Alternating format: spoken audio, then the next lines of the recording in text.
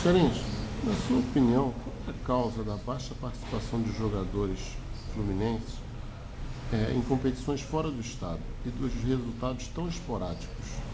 Bom, eu diria que a condição primária para isso acontecer numa escala razoável é ter algum apoio financeiro, quer seja do clube, da família do atleta, da própria federação, eventualmente parcerias com mecenas, governo, patrocinadores, enfim, depende de verba. Fundamentalmente, é exceção aquele xadrista cuja família pode bancar, por exemplo, uma viagem de avião para jogar um torneio, vamos dizer, no Paraná, e ficar lá uma semana no hotel. Nós sabemos disso. Temos exemplos, por exemplo, o Lucas do Wagner, um talento, mas que o Wagner, para conseguir levar o filho para competições até de cunho oficial, não teve suporte algum da federação e teve que recorrer a amigos para conseguir uma verba mínima para poder levar o filho e competir. Então, o que acontece? Primeiro é o aspecto financeiro, né? Não há uma estrutura que realmente apoie isso daí. O movimento Convergência pretende dar exemplos de viabilidade nesse sentido. Vocês vão ter exemplos muito brevemente a respeito, tá? E muito positivos. Nós vamos surpreender muita gente com atitudes que vamos tomar com relação a jovens talentos do Rio de Janeiro nas próximas semanas. Agora, o que acontece é o seguinte: para isso atingir uma escala maior, eu diria que não basta só a questão da verba para propiciar a viagem. Tem que ter um desenvolvimento técnico desses talentos. Porque o que acontece? Mandar um garoto, ou um adolescente, ou até um adulto, jogar um torneio fora do Rio e ele virar saco de pancada porque está num desnível técnico absoluto, é muito ruim.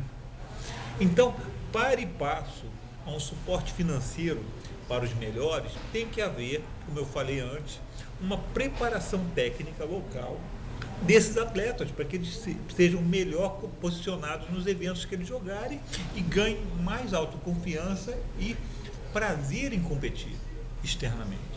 Isso é fundamental, na minha opinião. Tá? A defasagem de nível entre os Como? jogadores, Desculpa? a defasagem de nível entre os jogadores do Rio em relação a jogadores de outros estados é visível. O que poderia ser feito para tentar reverter esse quadro?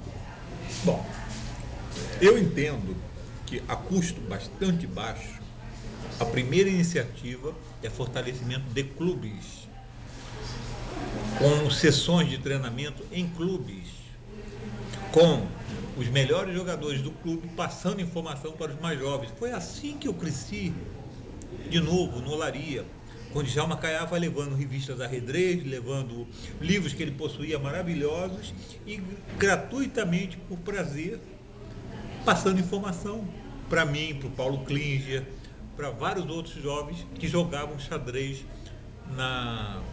no Olaria e depois na Lé. Eu digo que o núcleo inicial, eu entendo que sejam os clubes, a um custo bastante baixo, mas não é suficiente.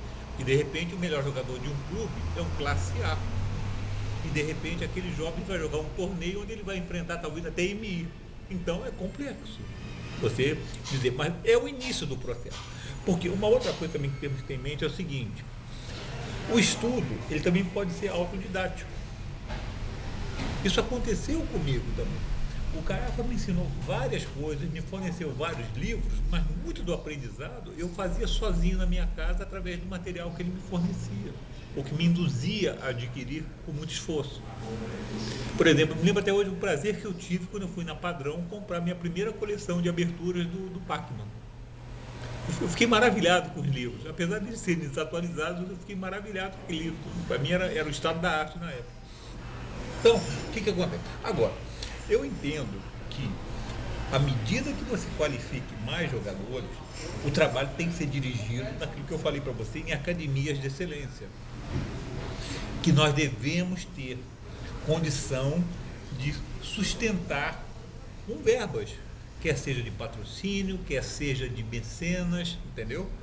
Quer seja cobrando por aulas e com profissionais de titulação, ou seja, de MI para cima.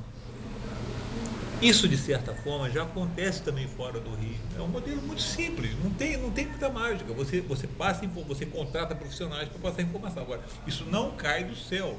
Não pense que eu estou assumindo a federação, isso acontece amanhã. É um processo. Antes de mais nada, os clubes têm que ser fortalecidos. Os clubes têm que entender que é papel deles fomentar xadrez ao nível máximo que eles possam. De novo, eu cito exemplos gratificantes, como Alex, Três Rios, Tijuca, a própria BB Lagoa e outros, de repente a XXM, porque mesmo nas suas limitações, há condição de fomentar. E, de novo, os melhores jogadores que frequentam esses clubes também têm um papel importantíssimo de passar informação, de direcionar estudos, de criar um dia de estudos com os mais jovens, ou seja, passagem de informação e treino. Isso é um processo gradual de maturação. De novo, não acontece de um dia para o outro. O indivíduo vai ter que ganhar informação, jogar um classe C, ir bem, jogar um classe B, ir bem, e gradualmente ganhando cancha. Agora, isso é o caminho do desenvolvimento. Sem esse trabalho de passagem de informação, de autodidatismo, de orientação técnica e de qualificação máxima, associado a alguma verba que suporte os melhores em eventos oficiais fora do Rio, continua a inanição que nós percebemos hoje, que a federação não assume nada, os pais ficam numa pressão danada, porque os custos são significativos para muitos deles, e os clubes não têm verba para mandar seus atletas, com raríssimas exceções. E gera esse desgaste todo e a não presença ou presença com estresse, como nós já vimos. Eu soube disso nos últimos eventos escolares ou de jovens. Os poucos cariocas ou fluminenses que foram em tal nível de estresse causado por falta de suporte adequado que o desempenho deles foi até abaixo do que eles poderiam por causa dessa confusão toda. Isso é muito ruim. Muito ruim.